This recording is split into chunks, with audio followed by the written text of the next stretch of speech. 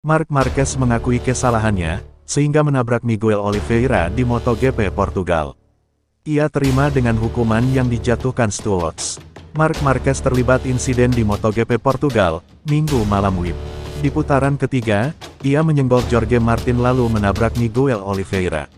Oliveira sempat tampak kesakitan, tapi pemeriksaan mengungkap tak ada patah tulang dan hanya memar.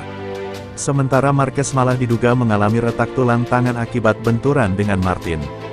Usai balapan, Marquez dijatuhi hukuman double penalty long lap oleh stewards MotoGP. Ia dianggap bertindak terlalu agresif dan memicu kecelakaan. Kami mengerem begitu lambat, tapi meski begitu, saya sebelumnya bisa mengontrolnya sepanjang akhir pekan dan Anda tak pernah mau jatuh dan saya tak ingin mengakhiri balapan seperti ini, ujarnya. Tapi mungkin ban keras di depan belum siap atau bagaimana.